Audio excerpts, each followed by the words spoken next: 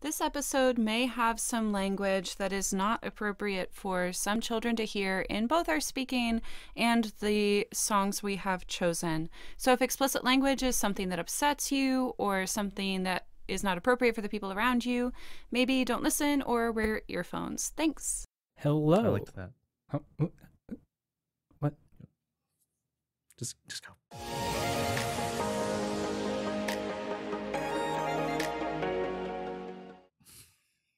Hello, it's Listen In, the music sharing podcast, your only music sharing podcast, where each of us bring a song to the show that you may not have heard, may find it to be rather darn cool. I mean, damn cool. I'm Alexis. I'm Jesse, but don't think about it too much. I'm Kay. We've gathered here today to talk of music and such. All right, well, while I'm scanning my brain to figure out bad words that I can say, what have we been listening to this week? You're not required to say bad words. I feel obligated. Recently, I've been feeling a little nostalgic for like silly songs. So like a little bit of Aquabats, They Might Be Giants, Jonathan Colton. Just like feels good to listen to them. It's fun. And I like those bands musically as well as lyrically. Just a good time. Yeah, that's what I've been listening to. I haven't been listening to a ton of one thing. I did finish up the Akmu listening that I talked about last week, which was great. And I've been listening to some albums I don't want to tell you about because I want to bring the artists here. But another thing I've really been enjoying was just released on Friday is Sigrid's newest full album called How to Let Go. And it is so good, so super boppy. I've really been enjoying it. I'll never get tired of the super boppy stuff that we share on the show. It's like a trademark. What I've been listening to, I wanted something kind of playful and nostalgic. I've been listening to a lot of Animal Crossing music the past week. Just very chill. All the KK songs, not K from the show, but KK Slider. Bangers like 2 a.m., not to be confused with the awesome K-pop band, or other songs like 2 p.m., not to be confused with the other K-pop band. Yeah, Animal Crossing music. It's great stuff. Check it out. Anyways, I'm up first. I am fucking excited for this episode. Whoa! I did it. I said a bad word. I really, really love the song I'm bringing here. It's by a group called CunninLynguists, an American hip-hop group from Lexington, Kentucky, made up of Deacon the Villain, No, and Naughty. Although the song I picked today features former member Mr. SOS, and Naughty had not yet joined at that point.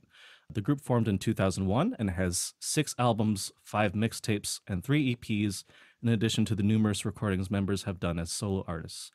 I picked the song for today, The South, from their second album, Southern Underground, as one of my all-time favorite hip-hop recordings. I was hesitant to bring this song to the podcast before, as even the group's name is explicit, and as is common in many hip-hop songs, some of the lyrics are highly objectifying of women's bodies. But while I would not condone that level of objectification being used in conversation or directed at a particular person, I don't think the lyrics in this song are meant to be derogatory or malicious. And even if you aren't a fan of the meaning of some of these lyrics, I believe the level of wordplay, lyricism, and rhythmic flow that they deliver those lines with is undeniably some of the best I've heard from any hip-hop group or artist. And I really wish this group was more recognized for their skills. And this might be seen as an extreme opinion, but I think they should be mentioned alongside other great hip-hop collectives like Wu-Tang Clan, Public Enemy, and NWA. I think this song is also just a total feel-good bop, and I really hope you enjoy it. Let's give it a listen.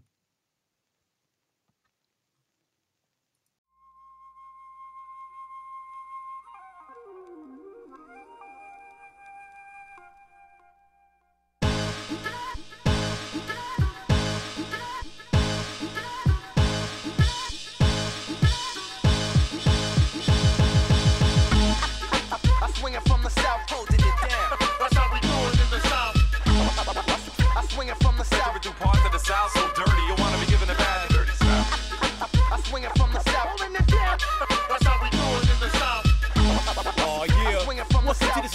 everybody?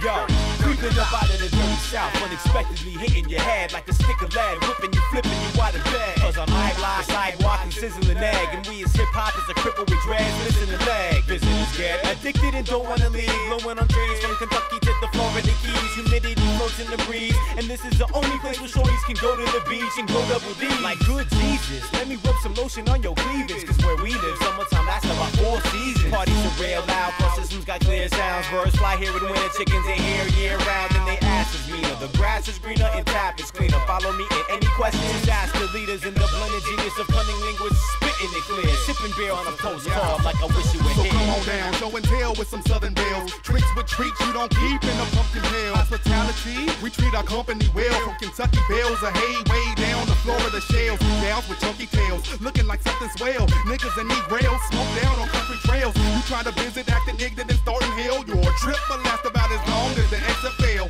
Here the weather's hot, streets we keep on blocked. Mardi Gras in every spot like we live in a land without some clocks. From them Virginia docks, the Mississippi crops. Swing to Atlanta where them switches be lifting shots. So please leave all trash in the Herbie Kirby's. Welcome to the dirty, dirty home of them dirty girlies. Birdies ready for flight, dogs ready to fight. The country's southpaw, but everything is alright.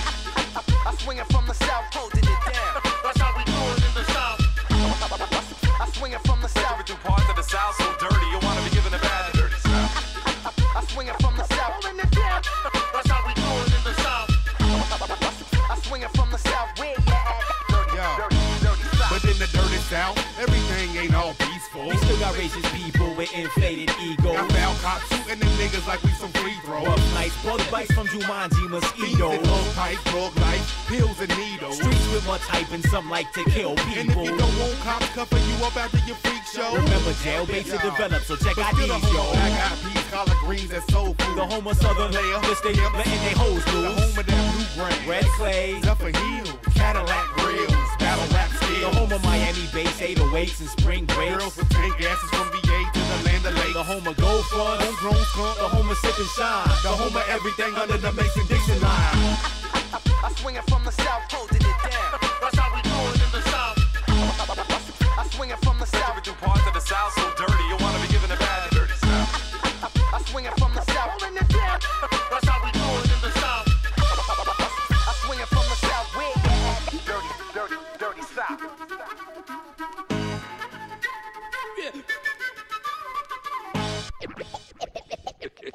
Well, that's what we see when we're down south.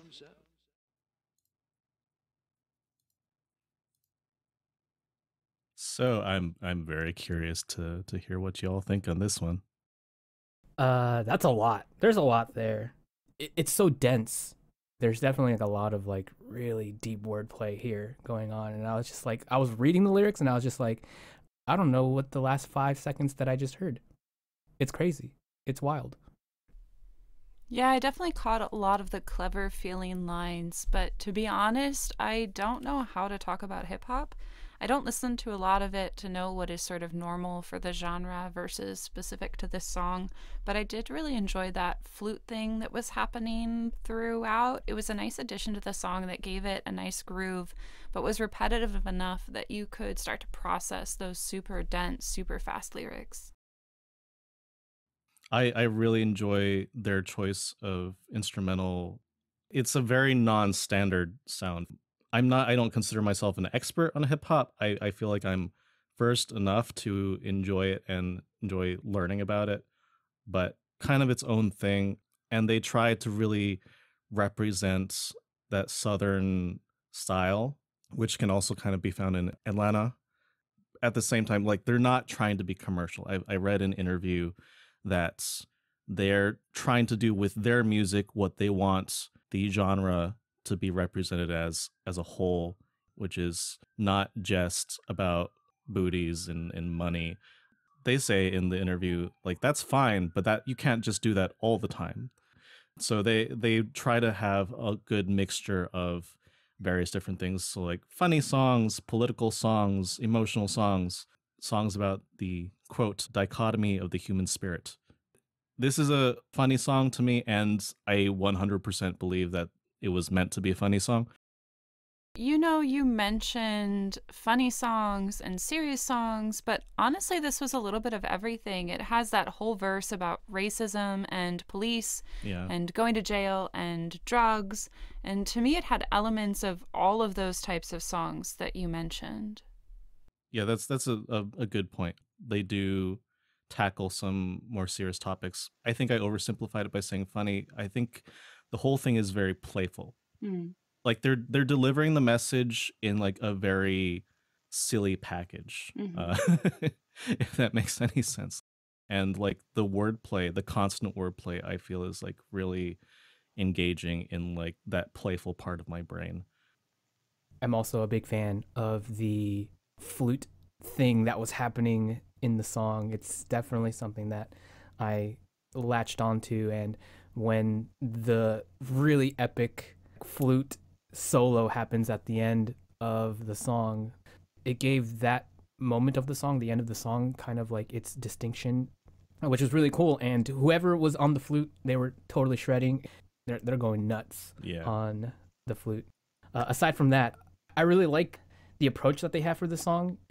It's accurate in that you can look at it like, you know, me being someone from Florida, and I see, you know, this stuff a lot, you know, so like I can see the accuracy in that and kind of like enjoy it on a level where it's like, oh yeah, I see kind of like the things that I'm surrounded by reflected in this. And there's also the headier things that are also appropriate with kind of the things that we see here as well. So it's a good balance. I'm the only person, I think, who doesn't currently live in the South or has ever lived in the South. I have Southern relatives, quite a few. You are geographically South. The southmost state in the Union, yes. So we'll count you as South, even though you're not the South. You're just South, no the. All right, y'all. Well, if there's anything you need to know about the South, the chickens are here year round, and they ass is meaner, the grass is greener, and the tap is cleaner. Thank you for that, Alexis. You're welcome. To kind of like make a side comment here, this reminded me of a song from Jet Set Radio Future. There's a hip-hop group called The Prunes that is on that soundtrack, and they have a song called Rockin' the Mic. And when I was listening to this song, it reminded me so much of that song. It's a good time, too. Prunes is a great name.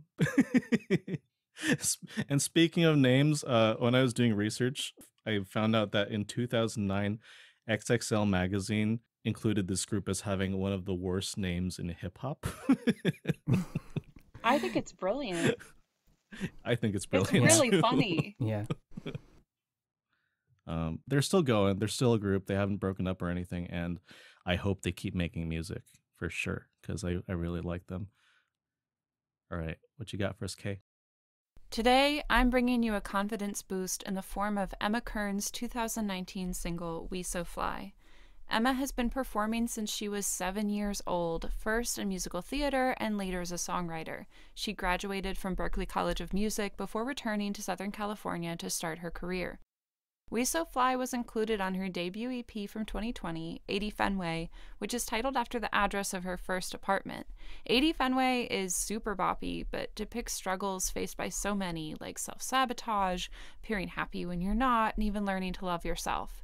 The song we'll hear is included as the last track on the EP, almost as a way to say, it's not always like that. This pop bop will have you dancing, even if it's just in your head, and feeling good about yourself. Let's listen to Emma Kern's We So Fly. It's been a day, stressing out like crazy. Just wanna be lazy with my girls. It's been a day, we gonna get wavy. Layer on some diamonds and some pearls. Maybe we could go to the mall, get our nails done, get our hair done, we fly. Maybe we could holler at the boys, looking so good, whistle when they walk by. Cause we know what they want, but we just laugh. Yeah, we won't let them get away with that. We walk tall, our heads held high, cause we so motherfucking fly. Yeah, wings of gold, we touch the sky. Bad bitches till we die. We so fly. We so fly.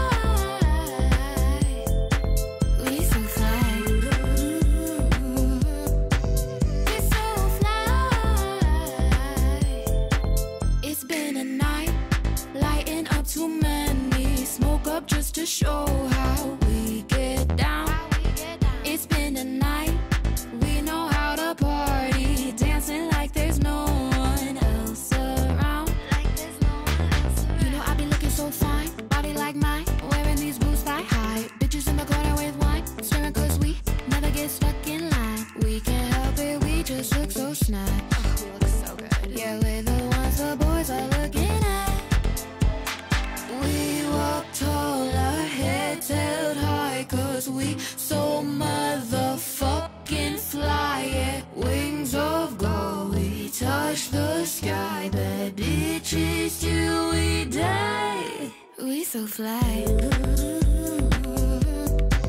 We so fly.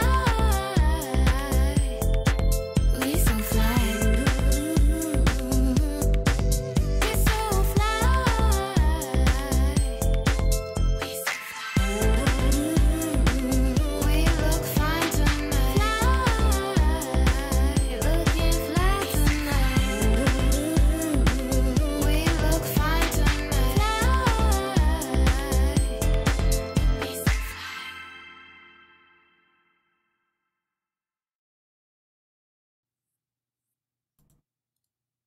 Are you feeling like you went to the mall and got your hair and nails done and now you're laughing at the boys? I'm fabulous. Yes. As you should be. Vigorous brain movements. Yes. They're back. Same. If my brain had an ass, it would be shaking. You said a word. I'm so proud of you. Thank you. Good job, Alexis. I had to pull that one out of my ass. Although I feel like we're actually being slightly more crass right now than the actual song. Like, this is a great song. I am glad you brought it, but I feel like we're not quite living up to our explicit like theme today. I wasn't going to bring a song where motherfucking was like very big in the chorus to just a regular episode, if that makes sense. So it doesn't have to be explicit, like incredibly inappropriate, but explicit, like, would it get radio play on a regular basis? Probably not. But it should. It's so good. Yeah, I think it should too. Very catchy. Like the lyrics are not like super serious, but like I appreciate how they sound and how they work together and how they flow through the song as well. A bit of a subtle detail, I think, and maybe it's subjective here. Something that I really liked is kind of like the half and half nature of the song, and where I feel amazing and sort of dancey for the first half of the song, and then for the second half, it feels like I'm being lifted up in like this giant dance party crowd sort of thing. Maybe like you're flying. There it is. Hey. There it is. There it is. Yeah, I think this song builds really, really well. And this is relevant, I promise. But there's something y'all might not know about me yet. And that's that I really love pre-choruses and post-choruses and two-part verses and two-part bridges. And this song has both a two-part verse and a pre-chorus. So it's a win for me on that alone. But I actually think that that decision is what's allowing it to push and pull the way that it does. Especially that pre-chorus almost feels like you're marching. And then she almost kind of like leans back into it on the We So Fly in the chorus that has that like choppy pop drop to it. Love it so much. And I just think that it progresses throughout the song so well. It's just, I really love it. Yeah, and I think that building at each individual section also just allows it to feel fresh, like, and her inflections also in each line were really expressive and I thought brought a lot of like little tiny surprises to add enjoyment to the song. I do love how she uses her voice throughout it as well. I also briefly want to touch on just like how clean the production is on this. I was kind of blown away. All the instruments are separated and like have their own space in my head. And her voice is always present, but not like nothing is overpowering anything else in the mix. It's just, I was very impressed with the mix quality on the song as well. Shout out to whoever mixed it and produced it. Yeah. And shout out to Emma Kern for the bot. To hear more from Emma, I really recommend checking out her 2020 debut EP, 80 Fenway. I really like Sabotage and Love Myself off of that, as well as her most recent release from November 2020 called Nice to Be Naughty, which is kind of a Christmas song, but definitely not a Christmas song. It's sort of like the new disco anti-Santa baby, and that's the only description I can give you without you listening to it. She posted on socials recently that she's working on new music, so look forward to that as well. Today, I'm going to be introducing to you the artist Orion Sun. She is an artist raised in my native New Jersey, As I learned more about Orion's personal story, I see a lot of her journey has resemblance to Obengire from last week, being someone who was constantly being in states of transit throughout her teenage years, moving from place to place and finding and creating what she can call home wherever she goes. Even at the age of 18, she found herself traveling across the country to live in California, where she also did activist work for a nonprofit North Korean human rights advocacy group. She eventually returned back to New Jersey, but was then estranged by her family and forced to move yet again, and has since made home just next door in Philadelphia, where she is currently based. Orion's art is not just a creative outlet, but also an outlet attached to personal growth. Her music provides healing through the rumination and reflection of love, grief, conflict, and pain. I find this apparent through the titles of her debut mixtape, a collection of fleeting moments and daydreams, as well as her debut album, Hold Space for Me. When I listen to these projects, they feel like Orion is inviting us to create a space of intimate thoughts, feelings, and experiences, to validate them either through the act of listening to someone process these things or through processing them together. Orion also finds power within her creativity to make a positive effect on the world.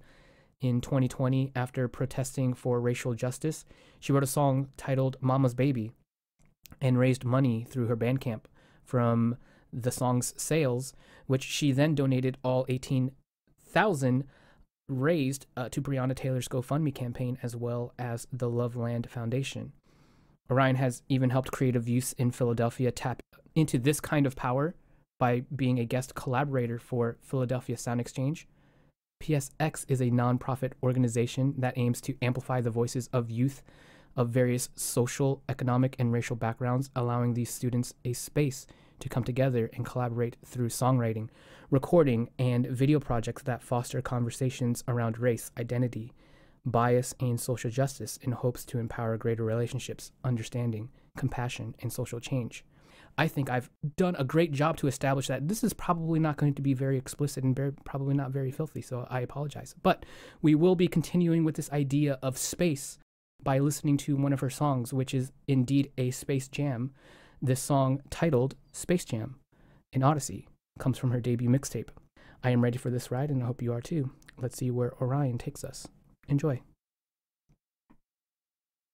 Bermuda. Bermuda's green. Vanguard. Ascension. Ascension, go. Banana Reef, Houston, network, net 1. We're ready to out where we're going, except for that south of our bottom. Understand support with the free radar. This is Mission Control. Houston.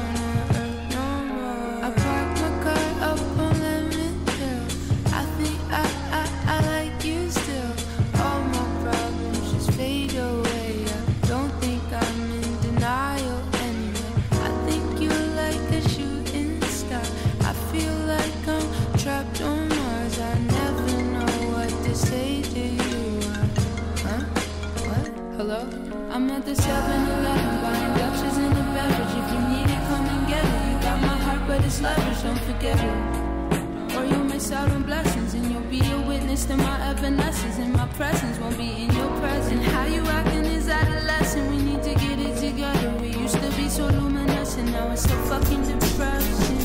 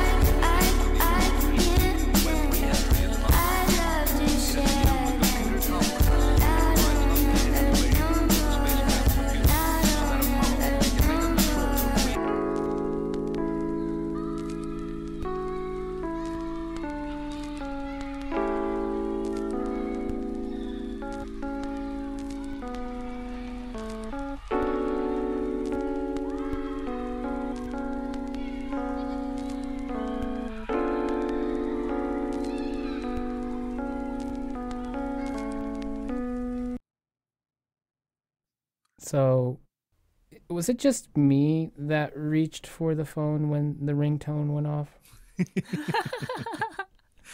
My brain wanted to, even though that hasn't been my ringtone for like 15 years or whatever. Good. I'm glad. I'm not the only one. Yeah, I definitely had a moment where I was like, is that in the song? Because I have an Android that's not the right ringtone. I apologize, people in the audience that might have been fooled. But aside from the production work, what do we have to say about the music, this space jam that we just went on? Including the production work, I really enjoyed it. Yes. Actually, that cell phone ring into the hello, and then like the faster bit in that first verse was probably my favorite part of the song. It was so fun having a sort of meta narrative within the song. Just it adds like a whole other layer to, I guess, the story of the lyrics as well. And then what I really enjoyed with the phone call part was that there's a point where like it has like that dropped call beep beep beep thing going on, and she just keeps going over it, and then sort of seems like she stops to realize that she's not talking to the person anymore, and then the song continues. It's fun and creative. This song like has so much going for it in terms of creativity.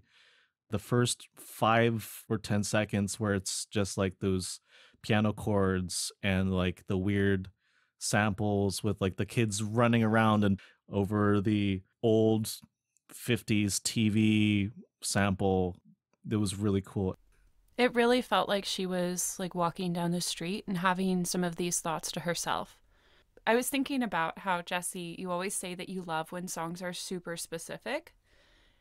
But sometimes I think songs that are super specific can also be difficult to relate to. And I feel like this song does a great balance of both, where it is super specific, but you can really understand what's going on just based on the lyrics. I thought that was really brilliant. And I think it's also her delivery of the lyrics that like it sounds casual and real, and like it's not like, oh, this is a song and I'm singing song lyrics. This is like I am communicating to you my feelings in a what sounds like a very raw form. And it's another thing that makes it relatable and feel authentic and real to me. Orion actually expresses this in terms of like when she was like talking about her own music. She said something along the lines like, if you're going to listen to my music, you're kind of like holding space for me, whether you come from it with negativity or positivity. It feels like you're carving like, 2 minutes or 3 minutes or whatever to hear me express how I'm feeling. That's like what she has to say about, the reason why she kind of like makes the music that she makes and why she makes it the way she makes it. And I think this song is like a perfect example. And it feels like that is kind of the experience that all of us had when we listened to this song. It really felt like it was carving that space. I want to acknowledge that this is self-produced too, in case y'all didn't see that, or the listeners weren't aware, is that this song was written and produced by Orion Sun, which is even more incredible. There are no other individuals on the credits, so this is like really the story that she wanted to tell. That is, very impressive. And if you're talking about carving space, like I felt like this was an experience, not just like listening. Like I would have a hard time just casually listening to this song because there's so much going on, and that production is very impressive.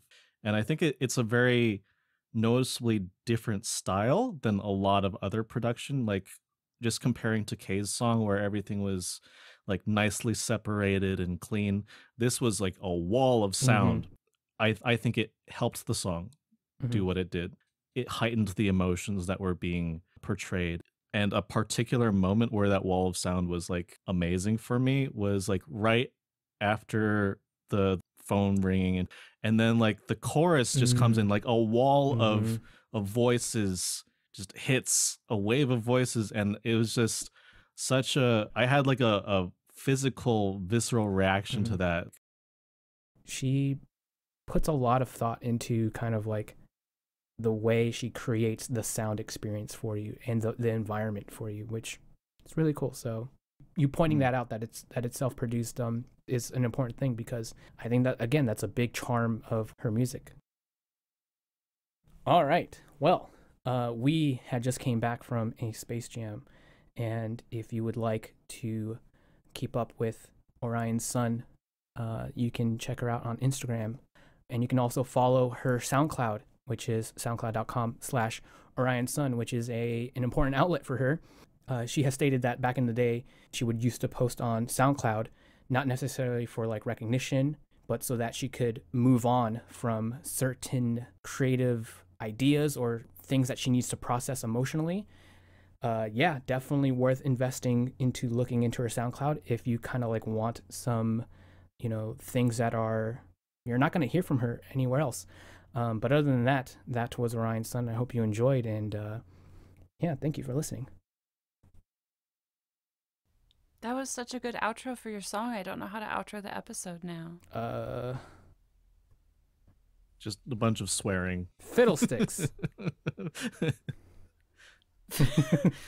Aw, beans. Shucks. Yeah. Oh, all of the social media and other links for the artists we featured today are in our descriptions on Spotify and YouTube. I think that's it. Yeah. Why is there just silence? Thanks for listening. Thanks for listening. I'm not saying it.